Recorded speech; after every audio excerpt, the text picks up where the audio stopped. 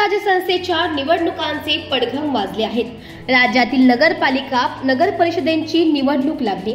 यात महाविकास आघाडी जोरात कामाला लागली आहे, तर महायुतीतील घटक पक्षांची युतीत निवडणूक करण्याची फारशी इच्छा दिसत नाही।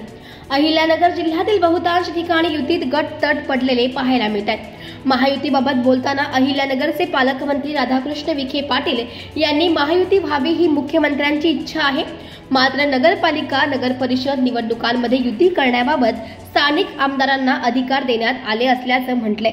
यासोबतच नगर परिषद नगरपालिका निवडणुकांमध्ये स्थानिक मुद्दे लक्षात घेऊन युतीबाबत निर्णय होणार असले तरी अहिल्यानगर जिल्ह्यामध्ये जिल्हा परिषदेची निवडणूक महायुती म्हणून करण्याचा आपला मानस असल्याचं पालकमंत्री तथा जलसंपदा मंत्री राधाकृष्ण विखे पाटील यांनी व्यक्त केलंय।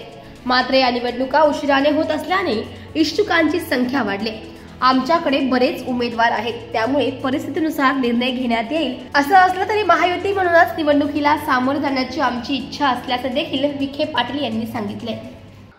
आता असं आहे की बहुतांशी ठिकाणी आता उदाहरणार्थ ज्या संबंधित जे आमदार आहेत आमचे पक्षाचे, शेवगाव पाथर्डी आहे, श्रीगोंदा ते सगळे अधिकार त्यांनाच दिलेले आहेत। महायुती करायची नाही करायची, माझ्या मतदारसंघात तर महायुती म्हणून मी लढणार आहोत। संगमनेरला महायुती म्हणूनच निवडणुकीला मी संबोधित चाललो आहे। श्रीरामपूरचा तिळा बहुतेक आज सुटेल, ते सुद्धा बहुतेक महायुती म्हणूनच निर्णय होईल। नेवाशाला सुद्धा काही वेगळी स्थिती नाही आहे, मी काल नेवाशाला होतो। आता कोपरगावची मला स्थिती माहीत नाही, पण तिथं तर मला वाटतं दिसतंय की तिथे महायुती होण्याची शक्यता नाही आहे।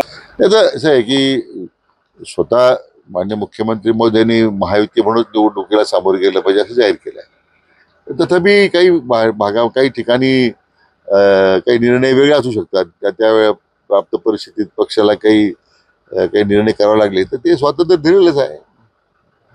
तर आगामी काही काळात काही इनकमिंग किंवा काही धक्का पक्ष घेणार नाही, मला वाटत नाही की धक्का तंत्र वापरण्याची आवश्यकता आहे, कारण या निवडणुकीमध्येच जो प्रचंड विजय महायुतीला मिळणार आहे तोच मोठा धक्का महाविकासला मिळणार आहे।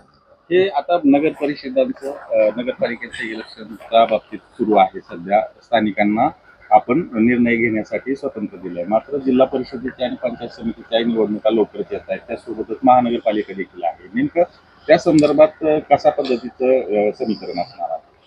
नाही, आता हे कसं आहे की बऱ्याच वर्षांनी निवडणूक होतात, म्हणजे इतकं ते काही आमची बरेच कार्यकर्ते याची बार झालेले आहेत। प्रत्येकाला वाटतं की मला संधी आली पाहिजे। आता तेच परिस्थितीला परिस्थिती होणार आहे, पण माझा प्रयत्न आहे म्हणजे पालकमंत्री म्हणून की जिल्ह्यामध्ये आता ठीक आहे, नगरपालिका त्या नगरपालिकेचे तालुक्याचे इश्यू असतात, त्या शहराचे, इथे जिल्ह्याचा इश्यू आहे, त्या निमित्तानं तरी महायुती म्हणून एकत्र लढलं पाहिजे, मग तसं मी आहे।